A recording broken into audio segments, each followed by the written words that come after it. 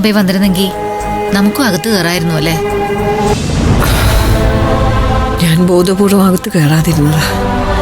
എനിക്കെന്തോ അദ്ദേഹം അവിടെ നിൽക്കുന്നത് കാണുമ്പോ. അത് സത്യപത്മ.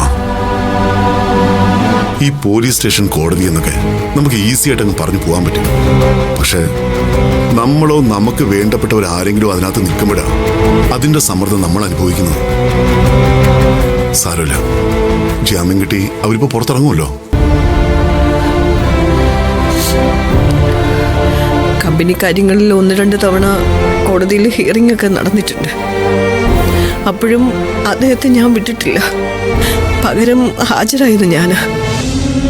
ഒരുപക്ഷെ ഇതൊക്കെ ഒരു കാലക്കേടായിരിക്കും. എല്ലാം ഇതോടെ ഒഴിഞ്ഞു പോയാൽ മതിയായിരുന്നു.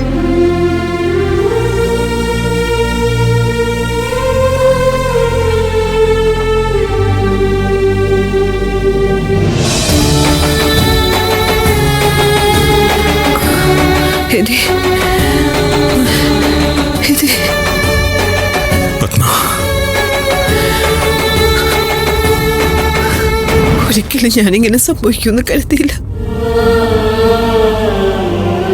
അവക്ക് ആ ഗംഗയ്ക്ക് എന്നോടാണല്ലോ ദേഷ്യം, എന്നോടാണല്ലോ പ്രതികാരം ചെയ്യാൻ നടക്കുന്നത്.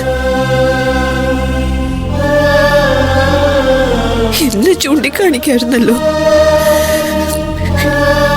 എങ്കിലും ഇത്രയും ഞാൻ വേദനിക്കില്ലായിരുന്നു. സാരമില്ലടാ, ജീവിതമാകുമ്പോ ചില പ്രതിസന്ധികളൊക്കെ ഉണ്ടാവില്ലേ? അത് നേരിട്ട് ജയിക്കുമ്പോഴല്ലേ മനസ്സിനൊരു ബലമൊക്കെ വരുന്നത്. അളിയ, വിവാഹ നിശ്ചയം ഇങ്ങനെയൊക്കെ ആയിപ്പോയതൊന്നും നോക്കണ്ട കേട്ടോ.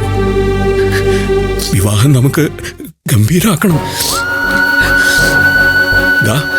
ഇവൻ നേരിട്ട് നിന്ന് നടത്തും കാര്യങ്ങളൊക്കെ.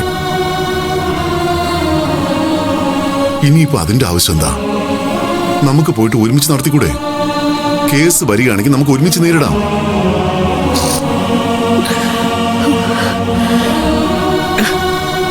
നമ്മളെന്തിനിവിടെ നിൽക്കുന്നേ?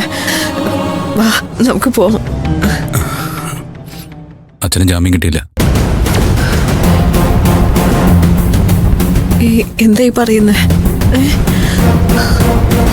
ജാമ്യം കിട്ടിയില്ലെന്നോ? ഒരു തെറ്റും ചെയ്യാത്ത ഒരാളെ രാത്രി മുഴുവനും പോലീസ് സ്റ്റേഷനിൽ പിടിച്ചു വെച്ച് എന്നിട്ട് ഇപ്പൊ കോടതി പോലും ജാമ്യം നിഷേധിക്കാന്നൊക്കെ പറഞ്ഞ